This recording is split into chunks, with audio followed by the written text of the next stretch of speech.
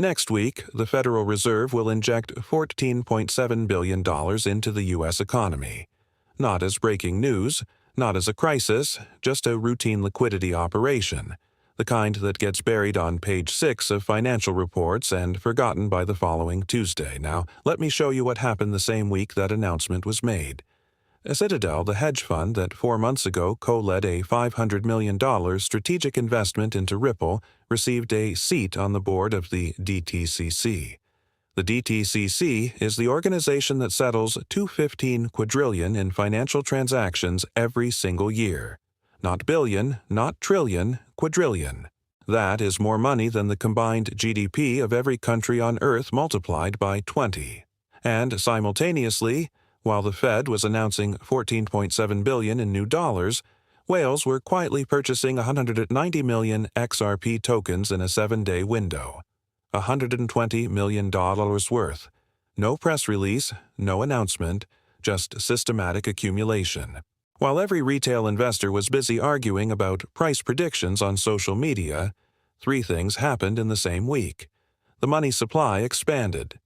An institution with a $500 million bet on Ripple got a governance voice in the organization that settles virtually every major financial transaction in America. And 190 million units of a fixed supply asset move from unknown sellers into the wallets of entities that do not buy 120 million of anything by accident. These 3 events are not unrelated. They are 3 moves in the same game. And today, we are going to read the board. Welcome to the Com Analyst.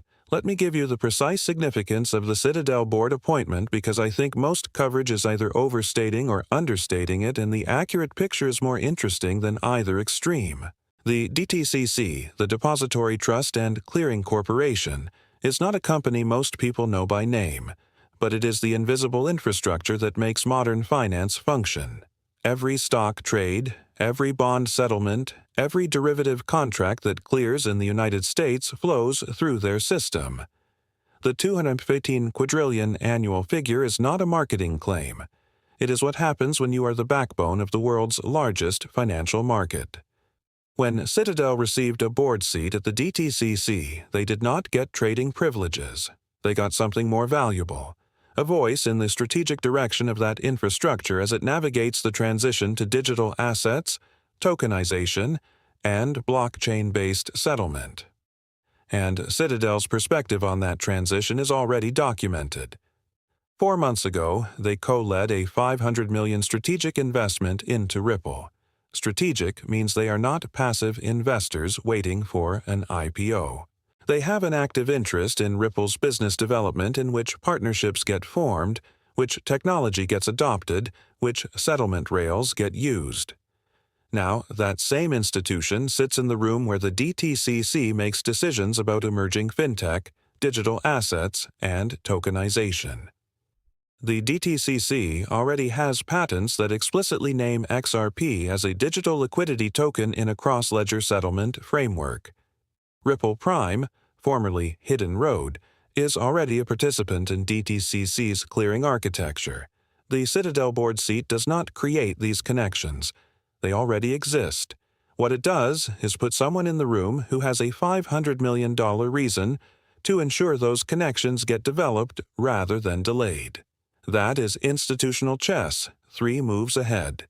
And the retail investor who notices it now is 3 moves ahead of the retail investor who notices it after the price moves. Let me now address the whale accumulation data because the pattern here is specific enough to be analytically useful, not just emotionally exciting. Whales absorbed 190 million XRP tokens in a 7-day window. At current prices, that represents approximately 120 million in purchases. The key word is absorbed, meaning this capital was deployed to buy supply that was available on the market. Much of it from retail sellers who were liquidating during the period of maximum fear and uncertainty. This is not a random data point. Whale accumulation patterns in XRP have a documented relationship with subsequent price movements. In October 2017, accumulation lasted approximately 6 weeks before XRP's price moved from €20 to its then all-time high. In December 2020, whales bought for 8 consecutive weeks before the run to 196. The mechanism is straightforward. Whales accumulate when they have high conviction information about an upcoming catalyst. They are not day traders making momentum plays. They are making multi-month bets on specific expected outcomes. When you see $120 million deployed in a single week by entities that do not make $120 million mistakes, the question is not whether something is coming. The question is what and when. The current context gives 3 candidate catalysts. The Clarity Act markup is targeted for late April, according to Senator Loomis. The DTCC's digital asset infrastructure, which Ripple Prime is now a participant in, is actively evolving, and the Fed is printing $14.7 billion next week, making the fixed supply argument for XRP incrementally more compelling to every institutional portfolio manager who understands basic monetary economics. Whale accumulation typically precedes major price movements by weeks or months, not hours. If the pattern holds, you are currently watching the setup phase of something larger. The calm investor does not need to know the exact trigger to recognize the pattern. The Citadel board appointment decoded the $120 million whale accumulation in context and the 3 simultaneous catalysts converging in the same window. This is the kind of multi-layer analysis that most channels present as 3 separate stories.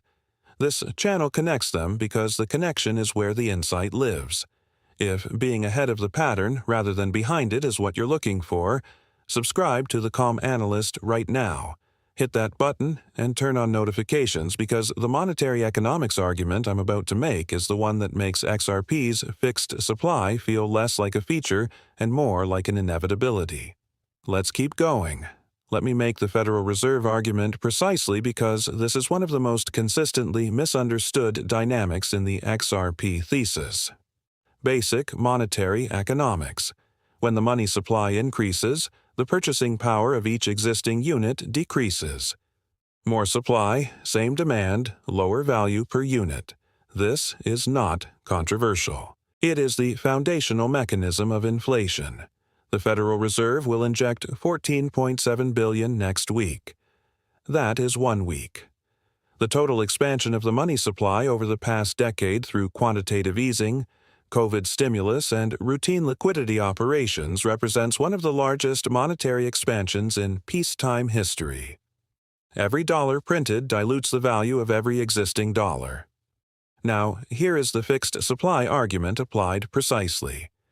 XRP has a total supply of 100 billion tokens, not 100 billion this year and more next year, 100 billion total permanently by protocol.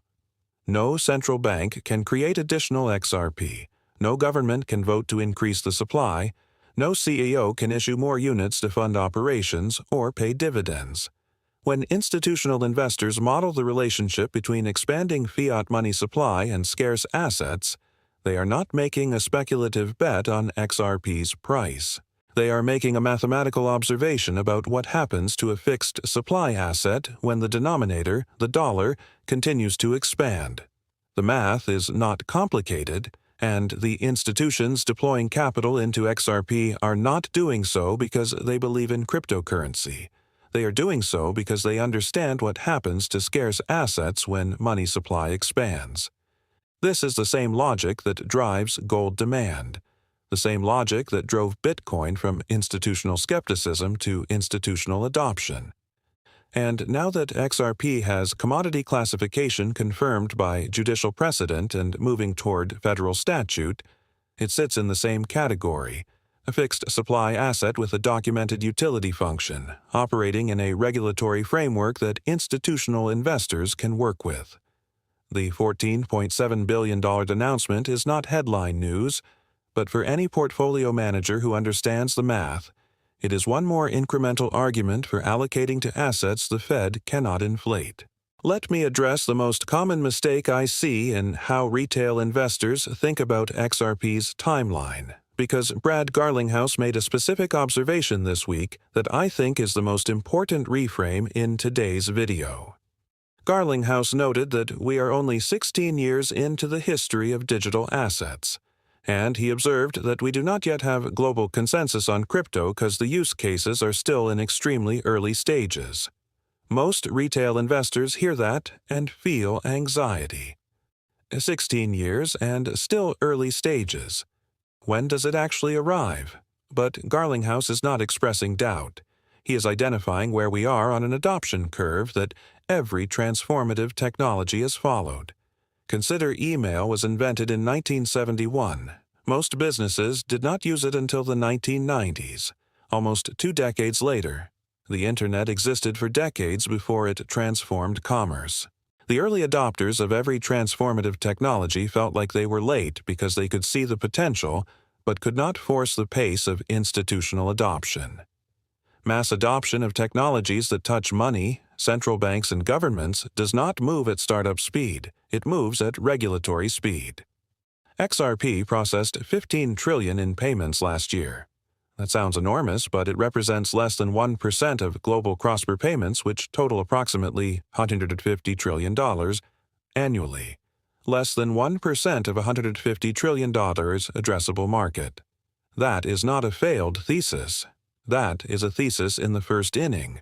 When Garlinghouse talks about a 5-year timeline, he is not making a price prediction.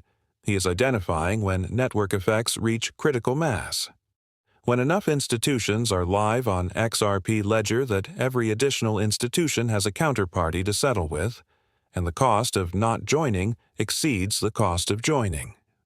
That inflection point has not arrived yet.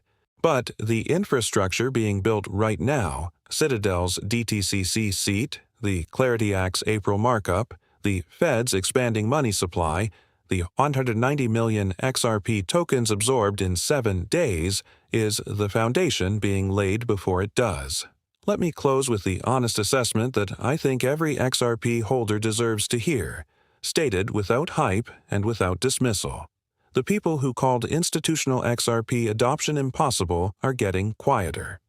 Not because the narrative won on social media, because Citadel invested $500 million and got a DTCC board seat, because Goldman Sachs's blockchain failed because it had no neutral bridge asset, because Singapore's central bank is backing a live XRP ledger pilot, because Swift's infrastructure has native XRP connectivity built in, because the DTCC has patents naming XRP explicitly.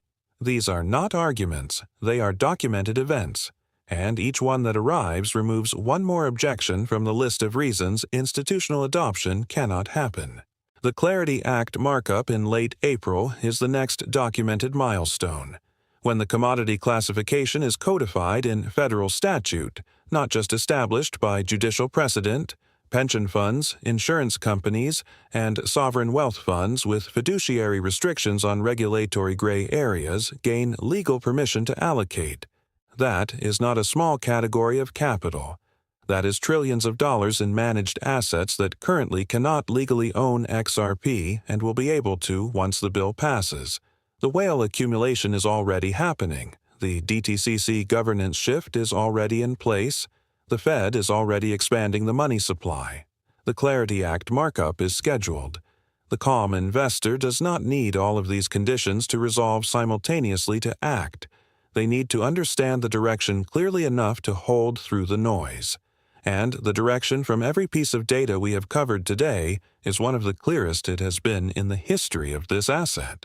The Fed's $14.7 billion and the fixed supply math, the Citadel DTCC chess move, the 190 million tokens absorbed by whales, and the Garlinghouse 5-year adoption curve. Every week, this channel connects the dots that most analysis leaves separate because the connection is where the conviction lives. If that kind of connected structural clarity is what keeps you positioned correctly when everything feels uncertain, subscribe to The Calm Analyst right now. Hit the button, turn on notifications, and share this with someone whose 9 to F5 salary is getting diluted by every dollar the Fed prints and who does not yet know that the asset protecting against that dilution is already moving. Thank you genuinely for watching. Drop your thoughts in the comments. I read every single one. Stay calm, stay structural, stay positioned, and I will see you in the next